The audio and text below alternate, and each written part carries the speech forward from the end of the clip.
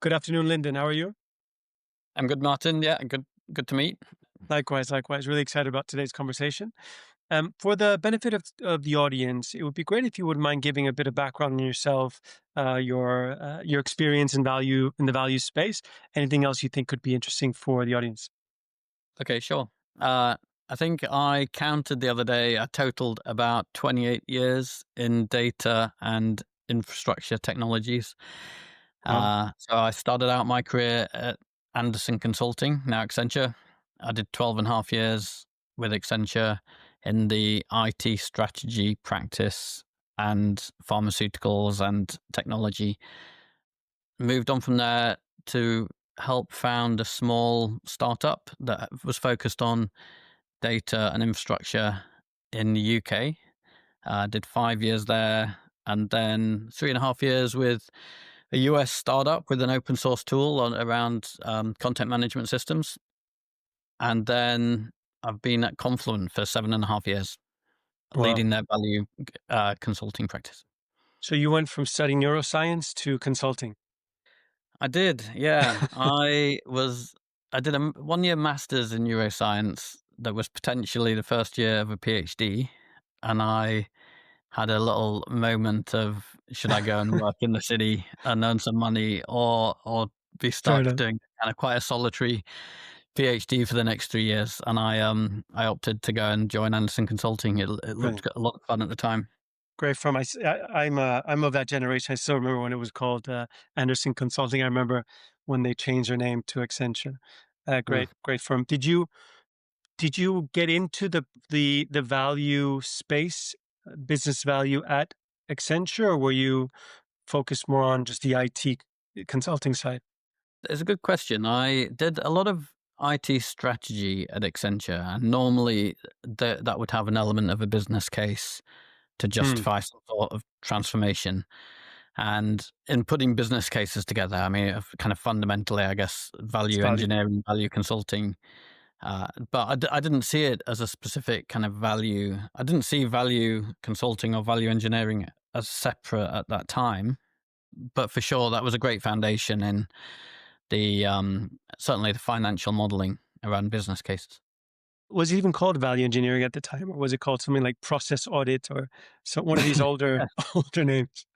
Yeah, I mean, I still don't know what to call it, to be honest. I think I've kind of moved away from value engineering to business value consulting. I think that's a Yeah, kind of the most accurate name from my side. But yeah, fair enough. um, and I think it's now in software, it's well justified its own position, I guess. But I still struggle with that as a separate thing. I think it's kind of fundamental to all selling processes to have an element of value. So I wouldn't necessarily separate it out. And it's funny how you immediately connected the business case to business value consulting, because in your mind, is it the ultimate tool of the business value consultant, the ultimate delivery of the work? Is it a business case, or are there other components? I mean, I think so. I think people talk about value meaning different things to different people, and it's not always monetary, although it mostly is monetary. So, For sure. but I think a business case is a useful way of articulating that kind of quantifiable return on investment. And there'll be maybe elements of TCO comparisons in that. Normally, though, it's drawing it down to a financial justification. I mean, it's useful. There's often a lot of qualitative as well as quantitative elements to a business case as well. So I don't see it as just financial, but it mostly financial. Yeah, and I would assume that for that very reason, the ultimate deliverable to your audience, your buyer, your champion or economic buyer, needs to be something that demonstrates a value, and that is ultimately a business case, right? It's really the core document.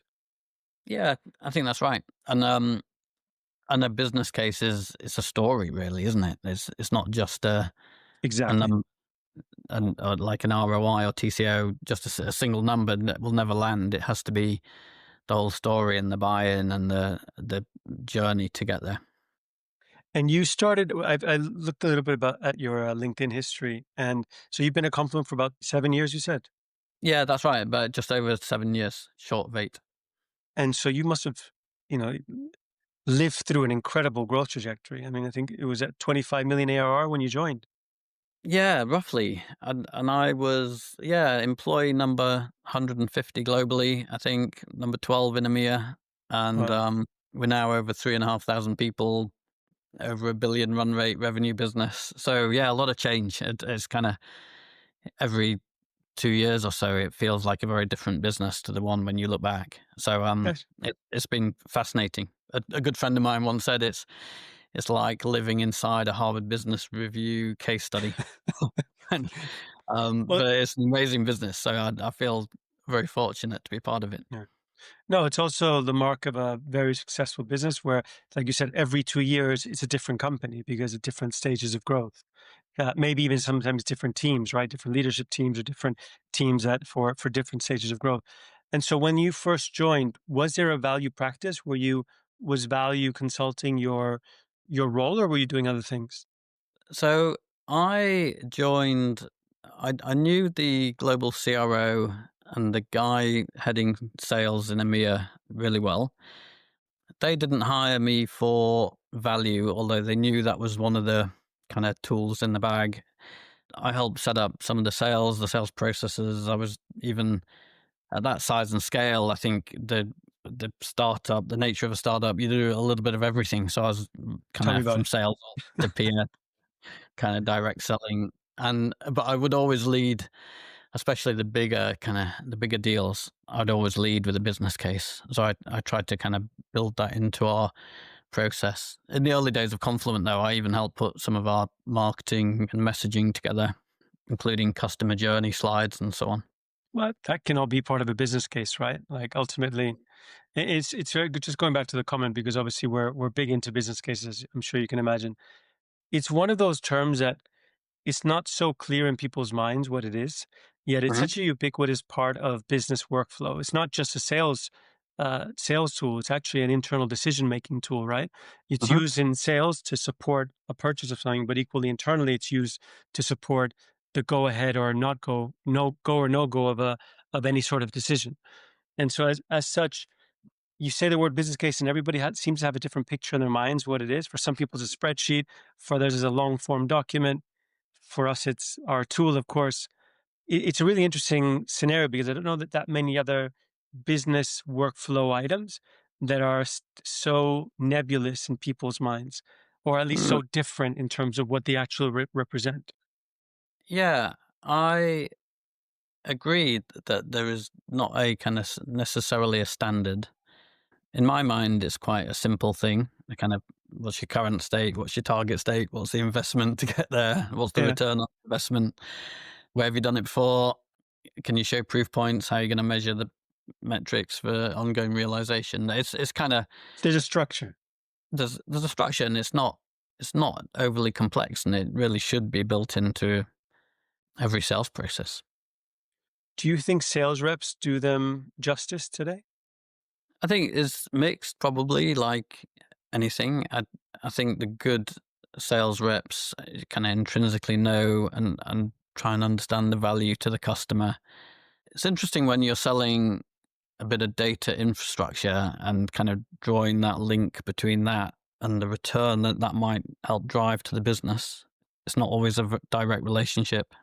It might go through various hops, kind of via For different sure. applications and so on. And different, no, and different stakeholders too, right? Because I would presume your direct champion is probably someone on the tech side, data, CISO, all those categories. Yet their outcomes may be very different than the CFO's, this decision making criteria.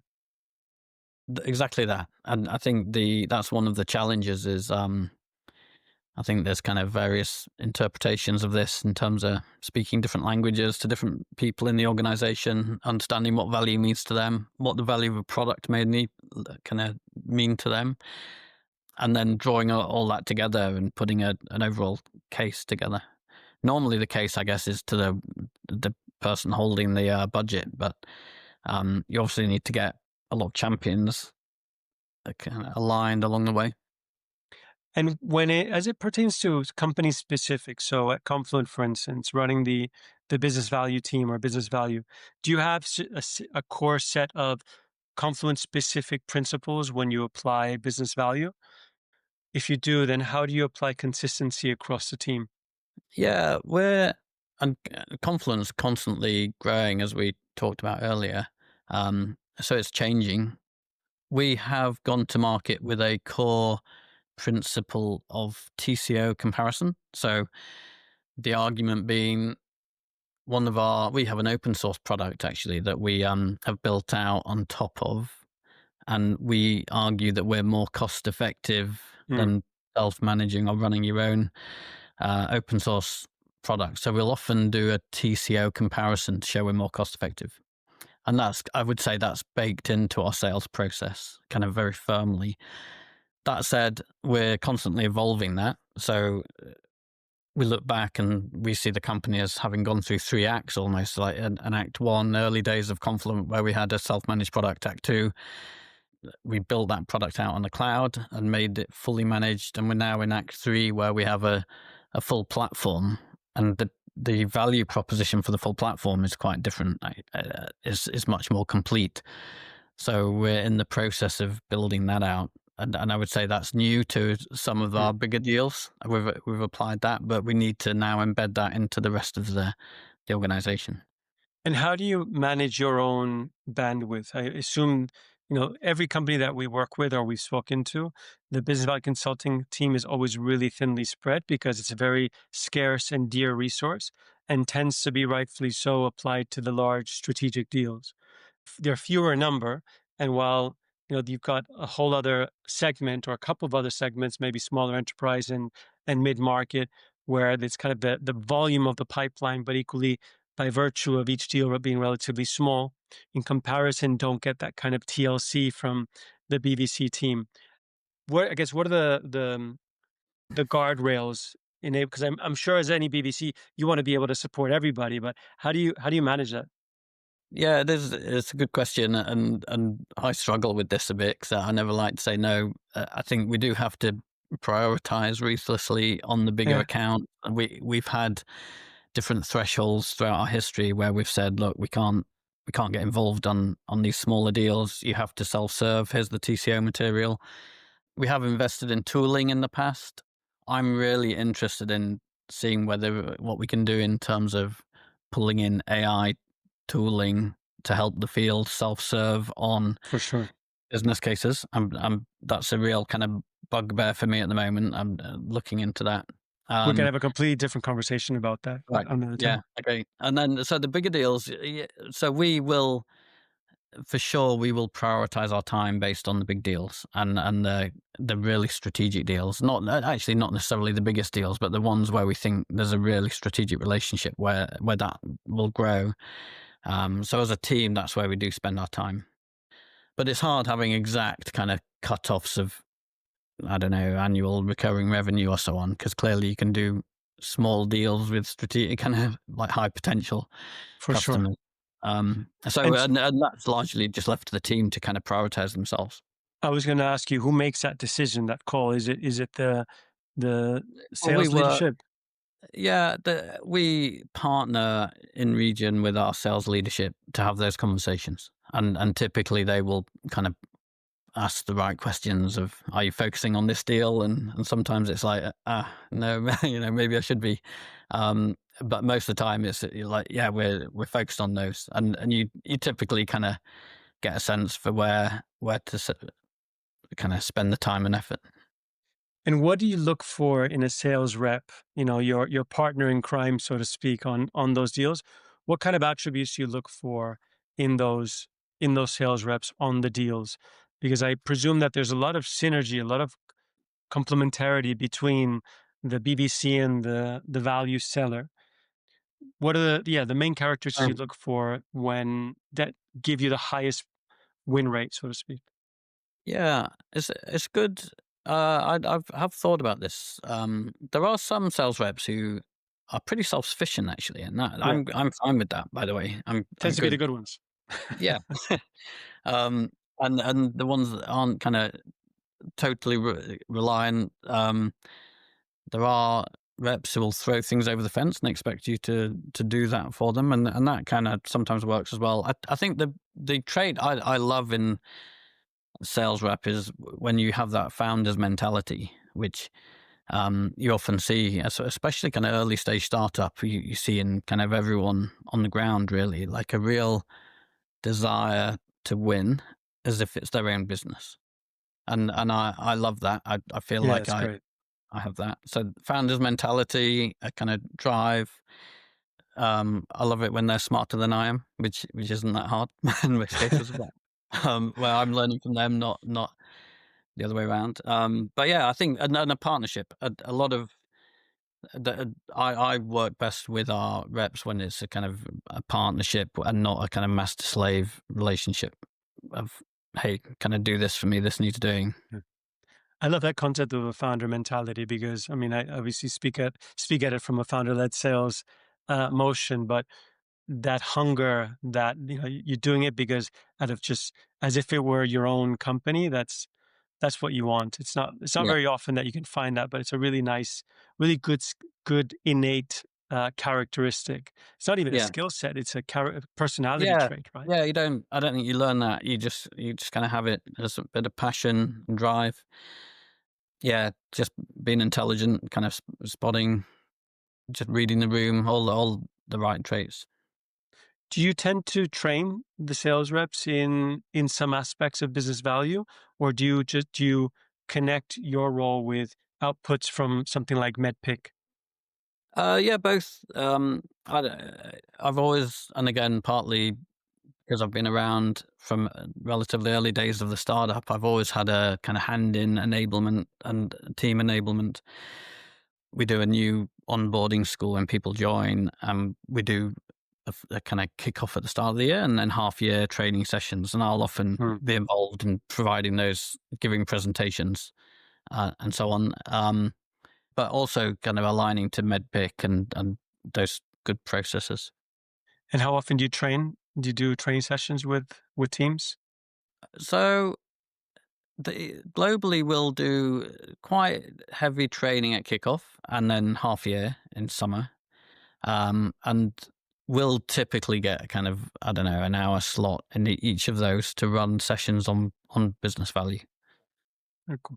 And what, like, generally speaking, what makes a good ratio of business value consulting to sales team? How many either deals are you able to attach yourself to on a monthly basis, or reps are you able to support? Yeah, I at Confluent, the ratio's not great. It's, I don't think it's great anywhere, to be no, fair. it's so it yeah, and it depends how you kind of segmenting your sales force and so on. The way I think about this now, I mean, in EMEA is between it kind of fluctuates between 1 to 50, 1 to 100 of value consultants to AEs. Um, the way I think about it now is I really want to build out the AI tooling for the long tail of smaller kind of mid-sized and smaller deals and just focused on what we call big bets, the strat accounts. And for those, I think we can realistically do 3 or 4 each per quarter. Hmm, So a team of 3 or 4 value consultants running somewhere between, I don't know, like 10 to 15 deals per quarter in any kind of theater. So Americas, APAC, EMEA. So that's what we're currently running with. That's the target. So if we're turning out, 15 a quarter big deals, so in each region. sure. That's the kind of size and scale. That's if the mid and kind of long tail are self serve and looking after themselves. But here's the challenge though. Where there's a lot of distraction in some of those smaller deals, and we often get pulled into kind of exceptional compete deals that are smaller. So that And sometimes there's a risk that they haven't even been qualified right. And that's always a Yeah. risk at that size of pipeline. We find there that there's this kind of universal law of gravity with regard to win rates and deal volume. And we see it everywhere, which explains why tooling is important. Because if you think about the higher the ACV, over 500K, over a million, your average sales rep is probably handling one or two even per quarter of those, right? So your win Mhm. rates have to be over 50, 60%. But Mm. equally, you're dedicating the level of resource that you are hitting those numbers. Some cases even higher. Mhm. Whereas as you go down the ACV or up the deal volume, that win rate goes right down, right? You see, Yeah. there's this kind of general consensus or alignment or confluence um, that your mid-market win rate is going to hover around 20%. And it's strange that the market has kind of accepted that you're going to lose 4 out of 5 deals. But Mm. you can understand that because there's just not enough time to dedicate on each deal to be able to give that kind of value Yeah. selling approach. It's that what we call the productivity dilemma, right? How can I increase my win rate without sacrificing my pipeline? And so Mhm. the idea for tooling is all around, can it really deliver a higher revenue contribution per rep, right? Because ultimately Yeah. that's what you want. Um, it's fascinating because you see it in every single business. I haven't seen a scenario where that hasn't been the case. Yeah. No, I I agree. I think that makes sense. And the big deals we get involved with, I mean, you normally kind of get the sniff test, and I mean the win rates are pretty high for where we get involved. I would expect, yeah, Mm. Yeah, and I mean there's an element of selection bias there as well. for I'm sure. not suggesting it's all kind of cause and effect. It's there's a kind of an element of correlation, I guess, in that we're getting involved where we think there's going to be a win, and we're justifying that kind of the big deal. So um, yeah, I mean, I've always been a little nervous about using some of the stats on win rates to show how great value consulting is because of that correlation versus causation kind of argument, and there is selection bias where we get involved. But there's selection bias. We've seen selection bias right through the entire segment pipeline. And what I mean by that is, with Simbi, we've got a tool, right? And we're delivering very high levels of win rates, even at mid-market teams, right? Over 60%. As much as I would love all that attribution to be to Simbi, the reality is it's it's it's a tool that's changing the behavior of the sales rep. They're using the business case as a qualification tool, as a value hypothesis during qualification. And so if during qualification they see there's an opportunity, then they'll apply the full business case. So they've qualified, but they're also self-selecting those deals where they think, okay, there's a real shot here.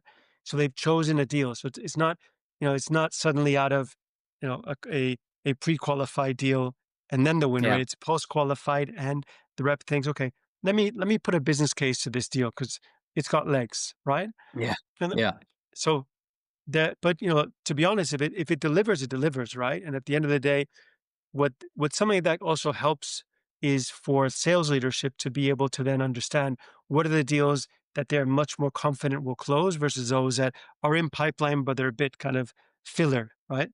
mhm, yeah.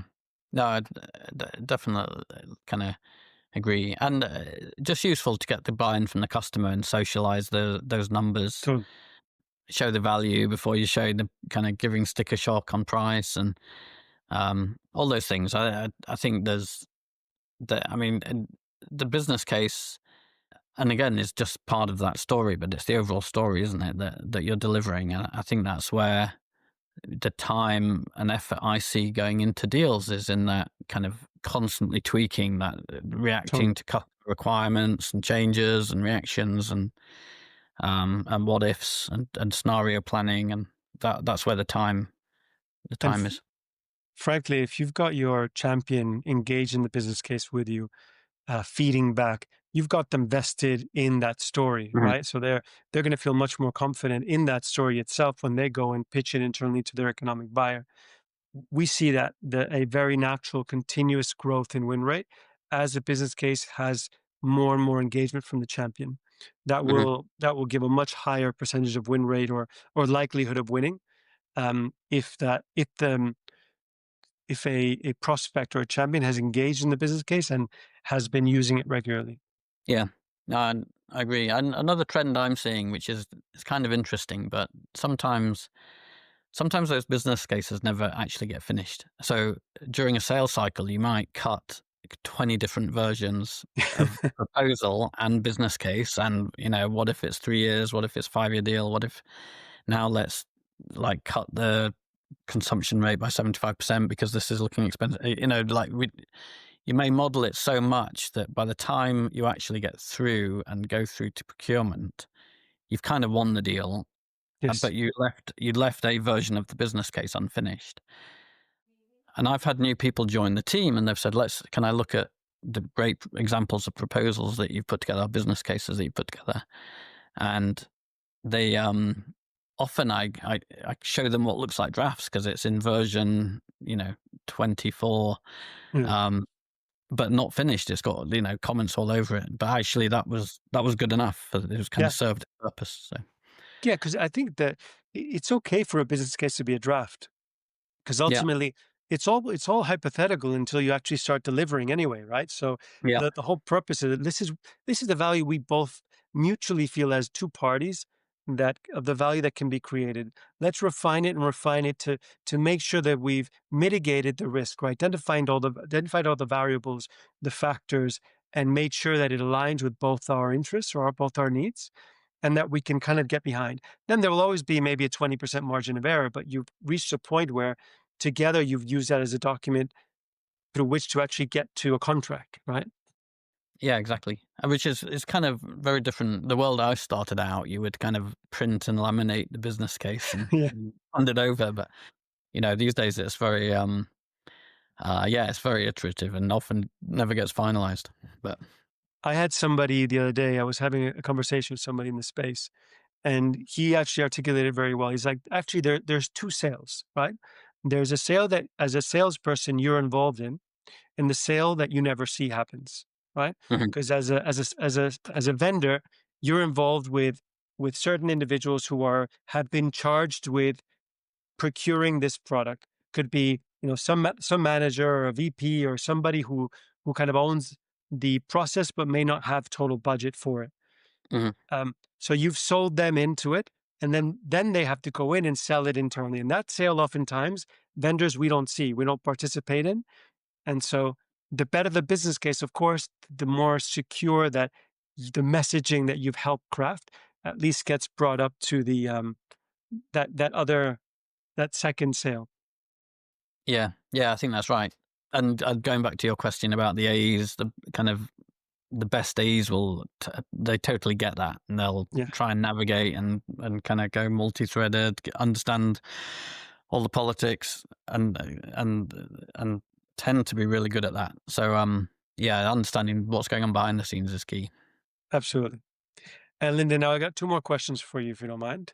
I've given you a bit of heads up, so I hope you Mm. got some people in mind. But first one is, who's the best value engineer that you've ever worked with? Either business value consultant, value engineer, a mentor, potentially. Yeah, I mean, it really is a tough question. I mean, I think I've got people on my team who are amazing. And we've just hired someone in America who's just doing a phenomenal job. She's really new. She's only been around for a month, but already Amazing. kind of hit and running and doing a fantastic job. So I would say a couple of people on my team who get is kind of strike that right balance between detailed analytics, kind of really diving into the numbers and the current state, but also telling the story. I think I've got a lot to learn from some of my team in Do that you want to sense. shout any of them out, or would you rather leave them nameless?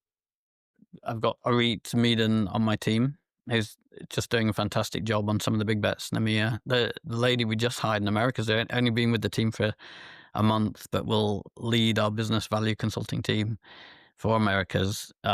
Is a lady called Lauren Bryant, Amazing. who is fantastic. Great start. Yeah.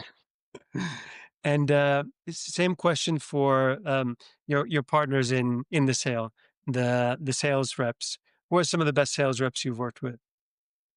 And yeah, there's a lot of a really great sale. I kind of and again, I'd actually struggled to call out single names here unless I just were to list kind of 20 or 30 names.